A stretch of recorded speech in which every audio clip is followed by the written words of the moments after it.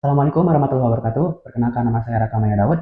Di sini saya akan menjelaskan tentang kegawat daruratan pada jalan napas atau obstruksi jalan napas dan manuver-manuver pada dewasa dan anak.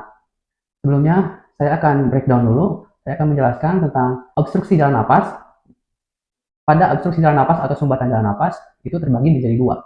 Yang pertama ada parsial, yang kedua ada total.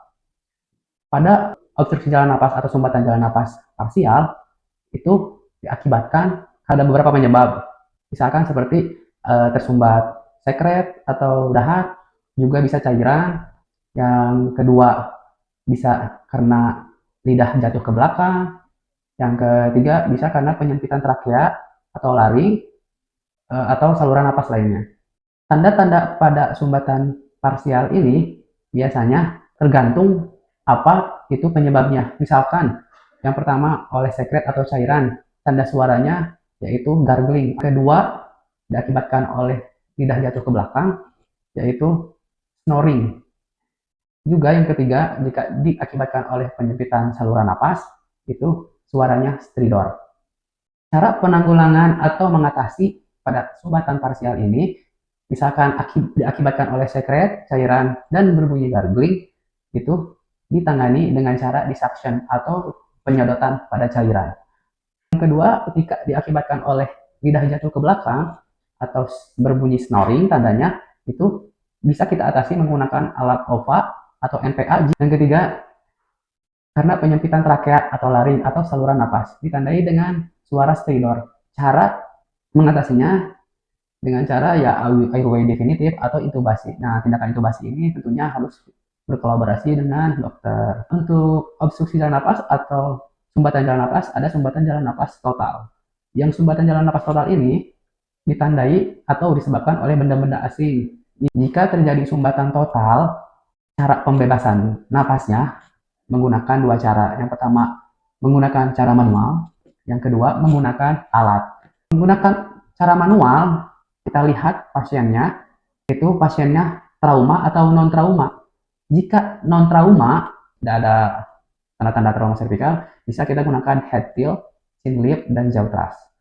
Jika pasien itu datang dengan trauma servikal, berikut tanda-tandanya jelas, kita hanya bisa melakukan pembebasan jalan napas manual hanya dengan chin lift dan jaw thrust. Oke, kita masuk ke topik choking atau kesulitan bernapas. Bisa terjadi kepada orang dewasa dan kepada anak. Ditandai dengan beberapa gejala. Yang pertama tentunya kesulitan bernapas. Yang kedua sulit bicara atau kalau bagi tidak menangis atau kesulitan menangis. Yang ketiga sianosis atau kebiruan. Pada daerah pertama, daerah pembebasan jalan napas choking ini ada beberapa cara.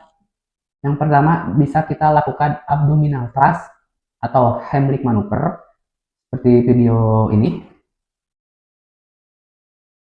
Nah, Heimlich maneuver ini bisa dilakukan kepada orang yang sadar, tidak hamil, juga tidak gemuk. Loh, bagaimana dong pada orang yang hamil atau gemuk? Ya, bisa dilakukan dengan cara chest thrust. Nah, bagaimana kalau misalkan pada anak?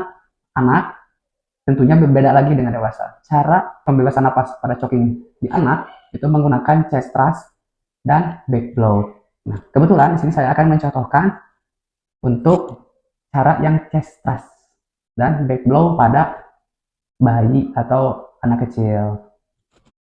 Oke, tentunya di sini saya udah ada replika bayi ya, yang sedikit agak mirip dengan bayi asli. Jadi di sini saya akan mempraktekkan cara pembebasan choking atau kesulitan bernapas atau tersedak pada anak, terutama pada ibu-ibu nih ya. Kalau di rumah anak lagi makan ya tetap harus diperhatikan. Tapi jika misalkan anak makan sendiri, tiba-tiba anak ditandai dengan kesulitan bernapas, sulit bicara atau tidak bisa menangis, dan terakhir terlihat kebiruan di daerah terutama daerah muka. Nah, apa yang harus ibu lakukan? Yang pertama, kalau di luar negeri itu kan telepon 911. Nah, kalau di kita itu paling telepon suami atau tetangga. Oke, yang pertama, apa yang kita lakukan? Pertama, chest thrust. Chest thrust ini, jadi cukup bayinya dipegang ke belakang gini, tangannya. Nih. Nah, kepalanya dipegang kayak gini. Terus disimpan di tengah atau bisa kayak gini. Yang penting, si kepala ada di lebih rendah daripada kaki. Cari tengah-tengah bagian tengah-tengah dada. terus turun ke bawah sampai ke akhir tulang rusuk, baru naik beberapa jari, 2 jari kemungkinan di sini, baru kita lakukan chest thrust. Pakai 2 jari saja. Kita lakukan ya. Pertama gini, kedua gini, tiga. Dilakukan 5 kali. Tuh, 2, 3, 4, 5. Nah, bagaimana kalau back blow? Kalau back blow kita bisa melakukan dengan cara tangannya. Oh iya, kalau pas back blow tangannya bisa gini atau bisa masuk, kalau bisa masuk ke sini. Nah, sama kepala lebih rendah daripada kaki. Lihat di 2 berikat ini, kita ambil, tarik ke tengah. Nah, di sini lokasinya. Tangannya seperti ini. Lakukan 5 kali. 2 cara ini bisa dilakukan bersamaan. Lakukan chest thrust yang pertama, posisikan seperti ini. 2 jari, tarik tengah dada, ujung rusuk, naik ke atas 2 jari, langsung tekan 5 kali. Kita bisa lakukan sekalian back blow juga. Caranya, tangan ini ke pipi, dua-duanya. Yang telunjuk ini bisa masuk ke daerah mulut, dia bisa membuka mulut si anak.